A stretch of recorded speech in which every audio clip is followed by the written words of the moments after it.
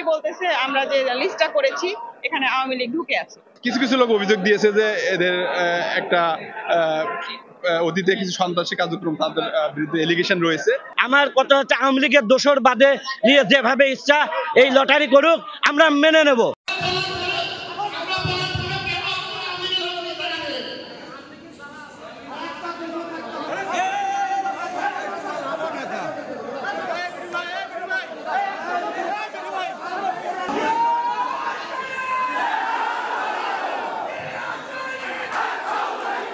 BNP বলতেছে আমরা যে লিস্টটা করেছি এখানে আওয়ামী লীগ ঢুকে আছে, আর আমরা বলতেছি যে আমরা তদন্ত করেছি, তদন্ত করে যেগুলো আওয়ামী লীগ সেগুলো বাতিল করা হয়েছে। বাতিল করার পরেও আমাদের উপজেলা নির্বাহী অফিসারের সাথে আমরা কমিটির মাধ্যমে সিদ্ধান্ত নিয়েছি যে যে লিস্টটা আমরা পেয়েছি এখানে আওয়ামী লীগের কোনো দোষর নাই, সেখানে সেই লিস্টটাও আমি ওদেরকে দেখাবো। হ্যাঁ, আমরা 1 সপ্তাহ ধরে ওই লিস্টটা আমরা রেখে দিয়েছি। ওই লিস্ট রাখার পরে আমরা 1 সপ্তাহ সময় দিলাম যে আপনারা লিখিত অভিযোগ দেন। আমরা যেগুলা লিখিত অভিযোগ পেয়েছি সেগুলাও বাতিল করেছি। তাহলে যে যে লিস্টটা থাকলো সেটা কি ফেয়ার লিস্ট নয়?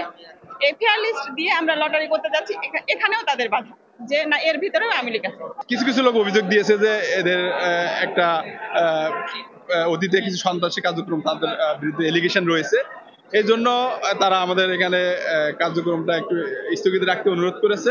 তাদের অনুরোধের প্রেক্ষিতে আমরা কার্যক্রমটা একটু স্থগিত করেছি। আমরা তাদের নির্দিষ্ট একটু সময় দিয়েছি, এর মধ্যে তাদের অভিযোগের প্রেক্ষিতে সুনির্দিষ্ট তথ্য দিয়ে প্রমাণ সহ আমাদের কাছে দিবে। যদি সে ব্যক্তি দোষী হয়ে থাকে তাহলে আমরা তালিকা থেকে তার নাম প্রমাণ দিই। আমাদের লটারিটা কার্যক্রম শুরু হবে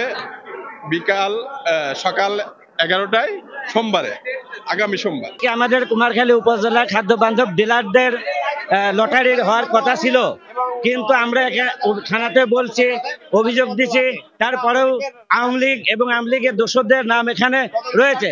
আমার ইউনিয়নের কথা বলি, পান্টি ইউনিয়ন, 10 নং পান্টি ইউনিয়ন। আমার ইউনিয়নের আওয়ামী লীগের সাধারণ সম্পাদক উনি ডিলার ছিল, 1, 2, 3 নম্বর ওয়ার্ডের ডিলার উনি ছিল। উনি বাতিল হয়ে গেছে, উনার ওয়াইফকে এখন এখানে টিকা রাখা হয়েছে, জেবুন্নাহার বেগম।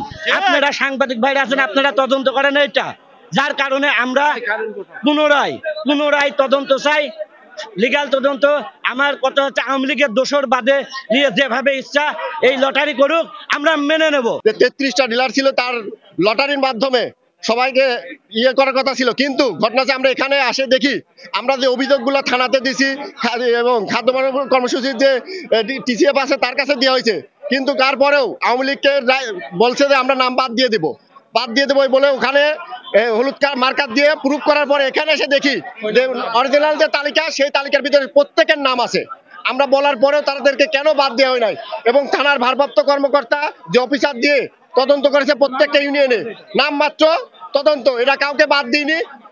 কি করেছে তাদের কাছ থেকে তাদের ডেকে নিয়ে এসে 200, 500, 1000 টাকা নিয়ে তাদের নাম ইনক্লুডিং করা হয়েছে।